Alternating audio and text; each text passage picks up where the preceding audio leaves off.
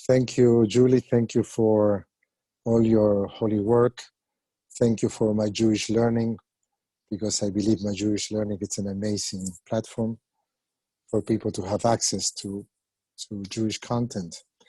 And thank you for all of you. I just want to acknowledge how crazy this is to be in touch like this. And sometimes I feel like I'm completely zoomed out of so many Zooms. And at the same time, I feel so much gratitude. In which other way we could be here from people from Philly, from Jerusalem, from Costa Rica, from Mexico, from New York. I mean, it's, wow. I'm one of those people who still is amazed that planes fly, you know? So just to, although I'm a little bit zoomed out, I want to express my gratitude for being able to be here. I would like to ask you if you could grab a piece of paper and a pen. So if you could have another minute and to have a piece of paper and a pen, that we are going to need it. Just a blank sheet of paper and a pen, or any piece of paper. You know, it could be the back of an envelope. I had a teacher who used to say that backs of envelopes are very helpful. Anything that you can write on, we're going to need it. And as Julie said, I'm a rabbi, been blessed of having worked at B'nai Jeshurun for 24 years, ending just now my tenure. I'm still very part-time, but we're ending now. It's a place that I call home. Even New York, I call home. You know, some people make fun of me and they say that I only do jungles. I do the cement jungle or the green jungle. Nothing in between. Maybe there's something to it. They represent two aspects of my neshama, of my soul. And I operate in the intersection between psychology, Jewish wisdom, and mindfulness. So I'm going to invite you a little bit to my world. And I believe that our chachamim, our rabbis, and the Torah is filled with wisdom to unlock the Jewish psyche. And as a beloved teacher, friend of mine, with whom I started doing retreats here in Costa Rica 10 years ago, Rabbi Rachel Cowan, Alea Shalom, she used to say that the Jewish tradition, when looked mindfully, it's a pharmacy to the soul. So please come with me to this pharmacy. Come with me to this place in between the Bein Hashmashot, the place in between the stimuli and the response, the place of the mystery of the sod, of the possibility. So I invite you, even in the weirdness of this type of communication, to enter into a different space. So to enter into a different space, let's start with some work. I invite you to sit in a position that conveys dignity and the commitment to do the work. This means sitting, if you can sit. If you can't, you can't. But if you can sit with your back straight.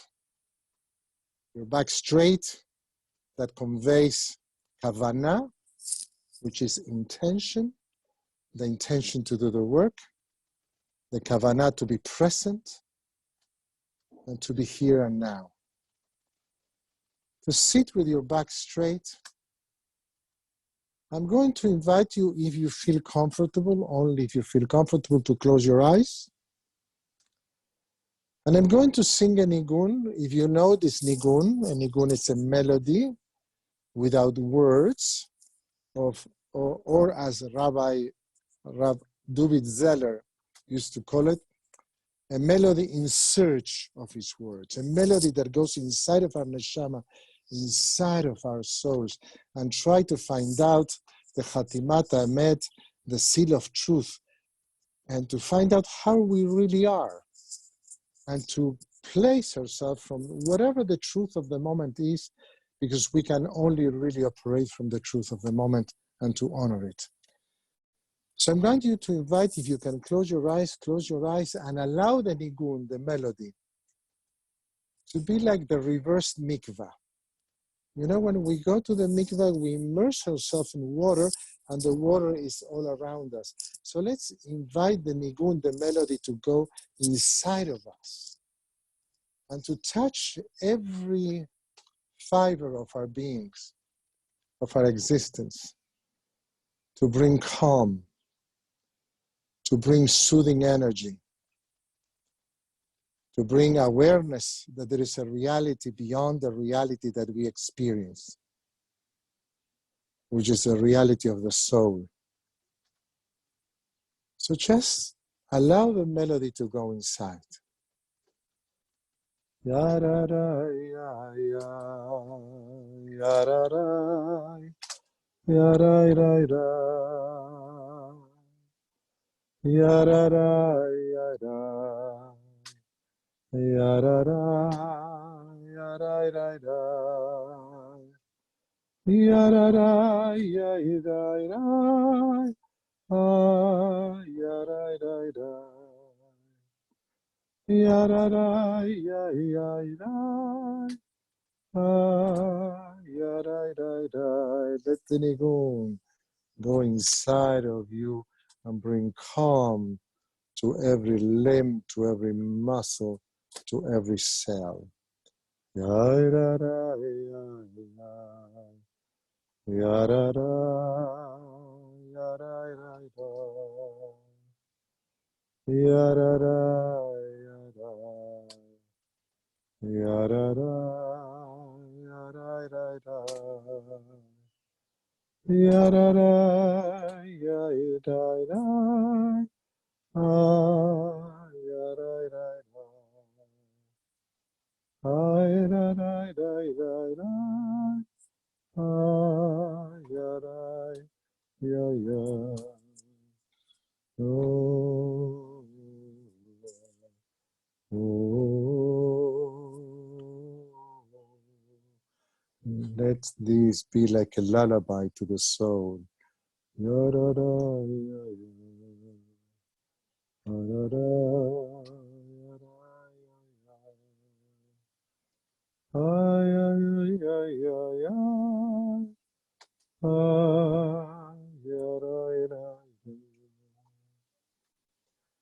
and with our eyes closed,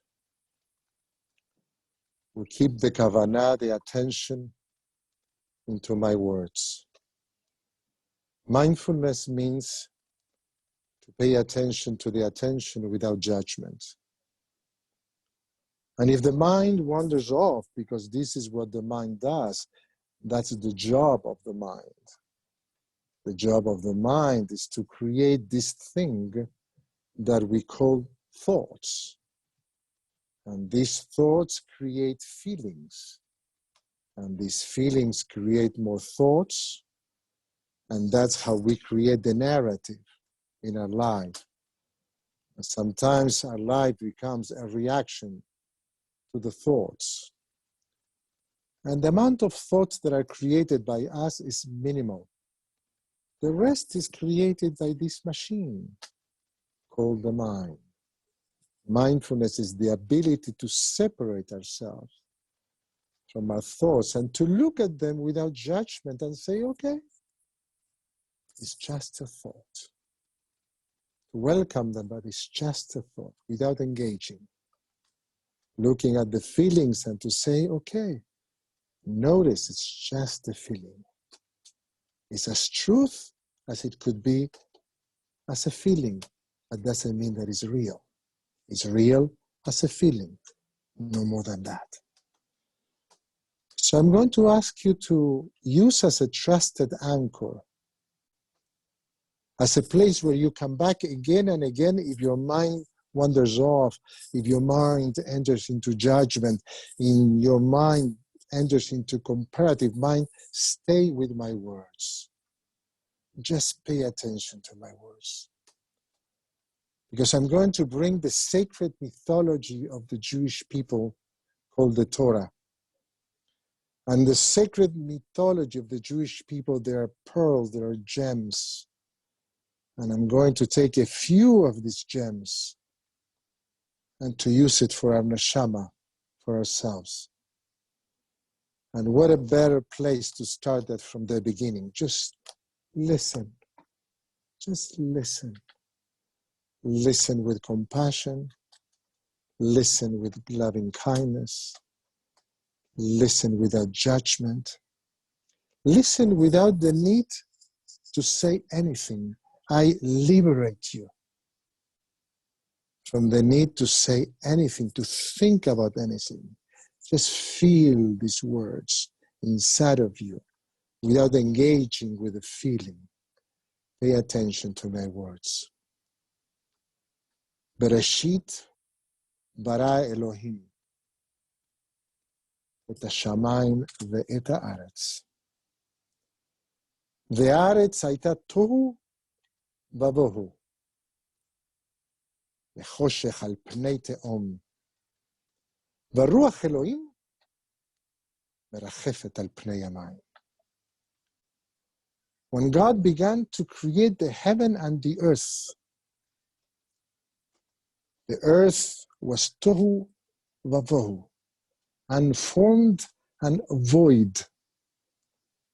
וחושך על פני תהום, with darkness over the surface of the deep. ורוח אלוהים מרחפת על פני המים, and a wind from God sweeping over the water. So let's stay with this, the beginning of the sacred mythology of the Jewish people of humanity. And I want to ask you for an image of tohu. I'm going to remind us through mindfulness that we are in this chaotic moment. We are in a moment of disaster. We are in a moment when things look crazy, ups and down. We look confused. We don't understand. We feel fear and pain and sadness for the past and anxiety for the future. It's a moment of chaos. It's a moment of chaos. Stay with me with the Torah Bereshit, because the Torah is saying to us, guys, we've been there. Chaos is the DNA of our making. Do not despair, says the Torah, because you've been there. You know what it is to be in chaos. So now I invite you to have an image. To have an image, and when that image comes to the surface, don't judge it, don't engage, do not create a story about it, do not engage with the feeling. An image of tohu, unformed, something that you don't understand, unformed. This, like you say, what is this crazy stuff that challenges all your understandings of form and shape and time? Is chaos, tohu, unformed.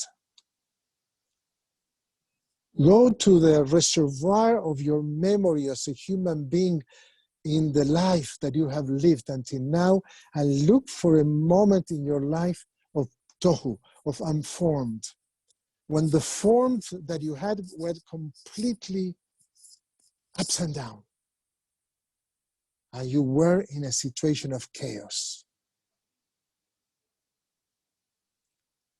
Look in the reservoir of your memory, a chaotic spiritual situation. Maybe when you were a child, you were a teen, last week, whenever. Look at yourself in that tohu situation. Just pay attention to yourself.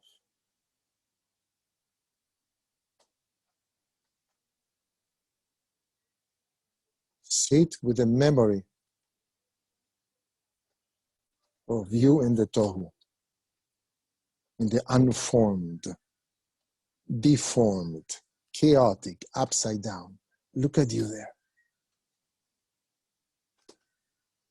Look at you there. Pay attention to who you were there. And now sit in silence and say thank you to that memory, the tohu that lives inside of you.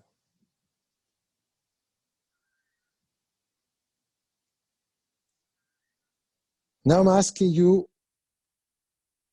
an image of vohu, void, emptiness. When you felt that you were maybe in a cliff and you didn't see the bottom, void, empty, maybe associated with despair. Bring an image that you have in the reservoir of your childhood, teenage years, young adulthood, whenever. An image of a void, anything that you associate with void. Because the Torah is saying, we have this, we've been there, we have in this reservoir of humanity. So look in your memory with your eyes closed and do not judge the image. Don't judge the image. Whatever comes up, comes up. Pay attention with gratitude, without making a judgment.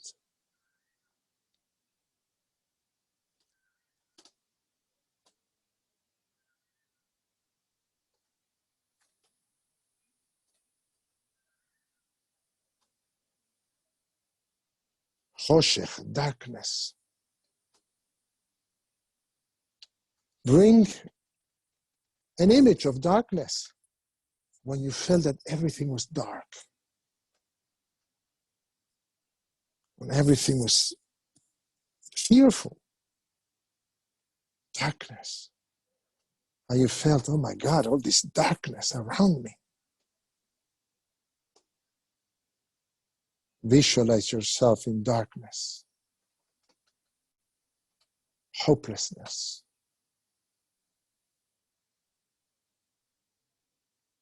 Don't judge that image. Do not create a story.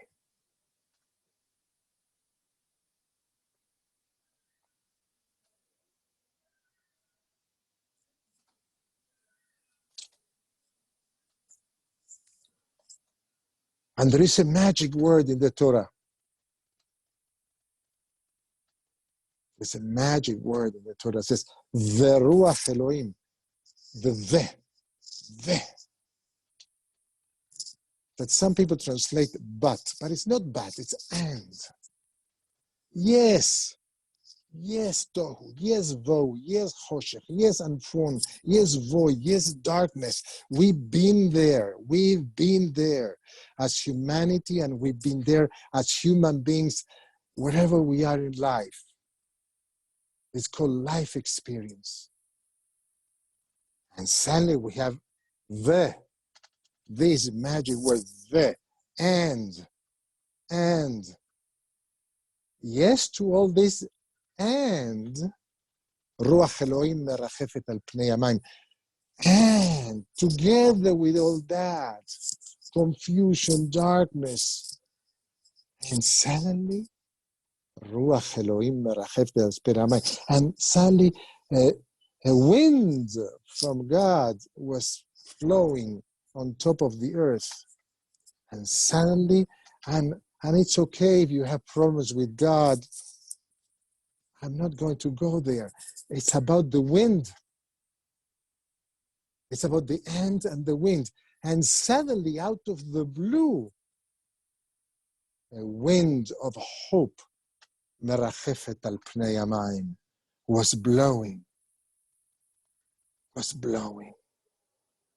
And suddenly I had the chills, and suddenly I saw the light, and suddenly I had hope, and suddenly I had something that gave me a hint that this is not the total truth.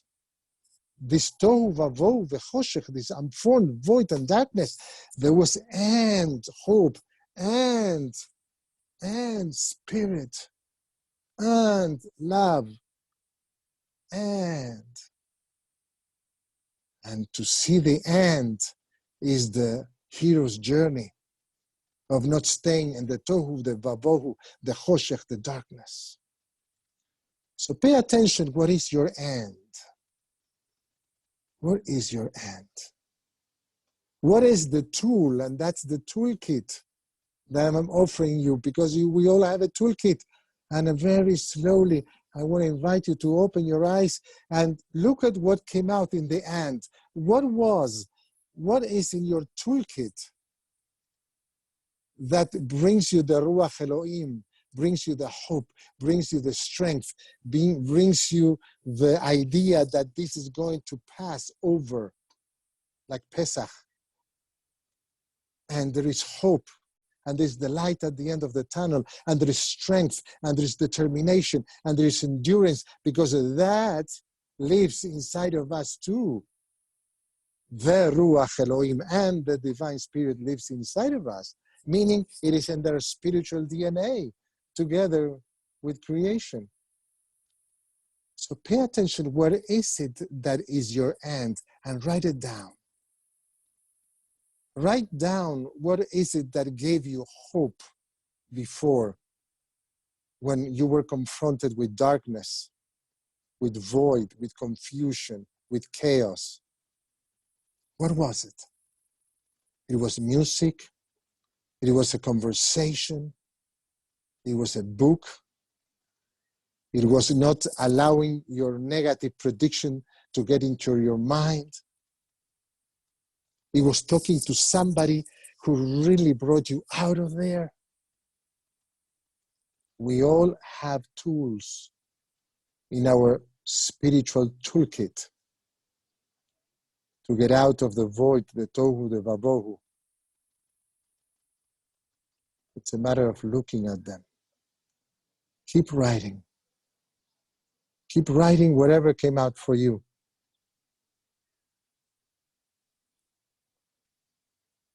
Keep writing. Because this is your neshama, this is pure Torah that is coming out.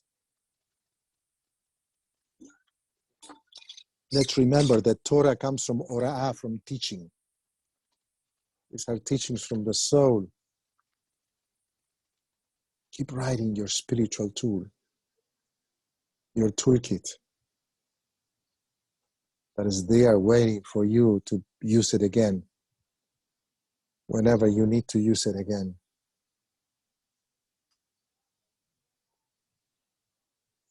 Bless that Torah that lives inside of you.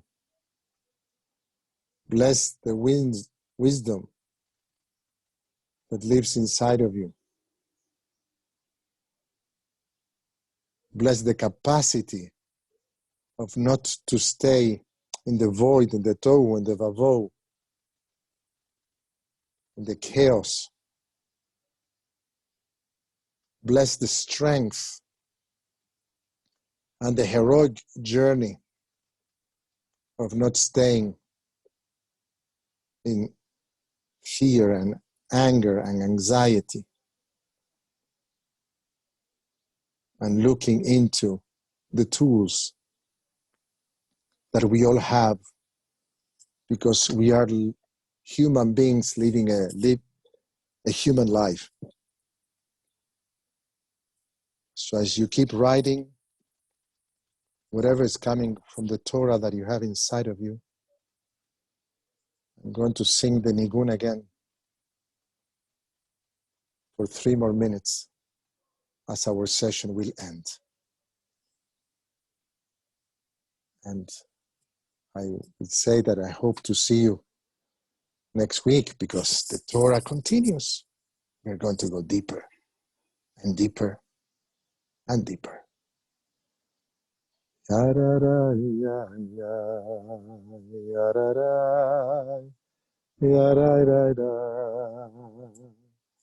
Yarara, ya, ya. Yarara, yara, ya, ya. Yarara, ya, ya, ya. Ah, yara, ya, ya. Ah, yara, ya, ya, ya. Ah, yara, ya, ya. Ah, yara, ya, ya.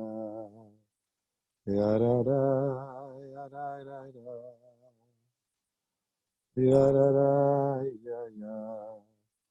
Arara, arara, arara, ya, ya, ya. Ay, ay, ay, ya, ya. Ay, ay, ay, ay, ay.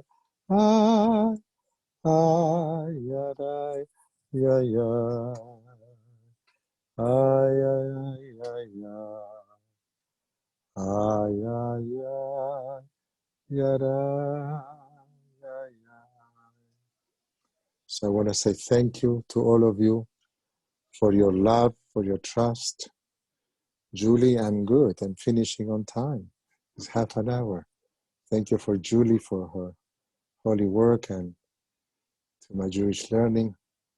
And I'll give the mic back to her as I hope to see you also here next week to continue with the book of Bereshit.